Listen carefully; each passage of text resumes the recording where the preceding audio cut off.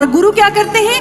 मन के स्तर पर कार्य करते हैं। और गुरु की पहुंच सूक्ष्म विचारों से युक्त मन पर होती है। वो ज्ञान के बल पर ये कार्य करते हैं। जो ज्ञान देते हैं उसके बल पर जब उसका अंतःकरण प्रकाशित होता है तो शिष्य भर्गो ज्योति का निरंतर ध्यान करता है। और जिसका ध्यान करने से उनकी मन की भूमि से सद्गुणों की फसल लहलहाती है, वो अपनी चेतना को जागृत कर पाता है, अपने दिव्य गुणों को जागृत कर पाता है और श्रेष्ठ मानव बन जाया करता है। और इतिहास साक्षी है, श्रेष्ठ मानवों का निर्माण सदैव सद्गुरु के हस्तले होता आया है।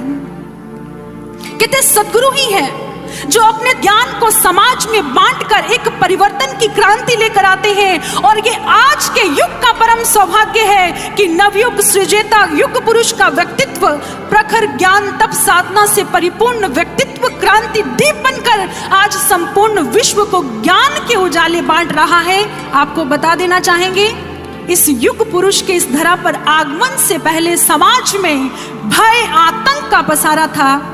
अज्ञानता का तांडव चहुं दिशा में हो रहा था। अज्ञानता का अंधकार हर मानव मन पर साम्राज्य जमाए हुए सदियों से निश्चिंत होकर राज्य कर रहा था। मानो उसका अट्टहास था, भला मुझे कौन मिटा सकता है। तो इस चुनौती को स्वीकार किया उस महान युग पुरुष ने। मानव के मन की देहरी पर ज्ञान का दीप धरा और इस ज्ञान प्रकाश का जब उसने समाचार पाया तो अज्ञानता का राक्षस घबराया। उसने अज्ञानी मानव मन को माध्यम बनाकर हुंकार भरते हुए कहा, कौन है जिसने प्रलय अंधकारमय रात में चुनौती देने का विद्रोह मन में लाया? कौन है जिसने ज्ञान के दिए जलाकर उजालों में क्रांति का बिगुल बजाया?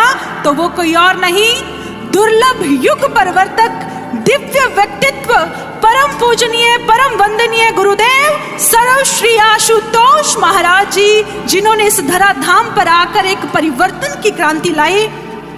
जिनके लिए भक्तों के हृदयों ने कहा, तुम शुद्ध सत्य असुर आराती पर, तुम प्रज्वलित शिखा अंधकार की छाती पर उतरे वहवल मानवता को पावन करने, करुणा की गंगा जल से मंगल घट भरने। और ये क्रांति दीप जब प्रज्वलित हुआ, जब समाज में परिवर्तन घटा तो बहुत सी प्रतिक्रियाएं भी हुई, कहीं तिरस्कार, कहीं इनकार तो कहीं स्वीकार। लेकिन कोई भी इसके जज्बों की लौ को मध्यम नहीं कर पाया।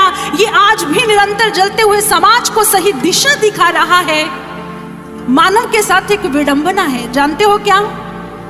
वो राष्ट्र में, समाज में, परिवार में, यहाँ तक कि स्वयं अपने आप में एक परिवर्तन की क्रांति तो चाहता है, लेकिन किसी क्रांति का हिस्सा नहीं बनना चाहता, किसी क्रांति के लिए नेतृत्व करने के लिए आगे नहीं आना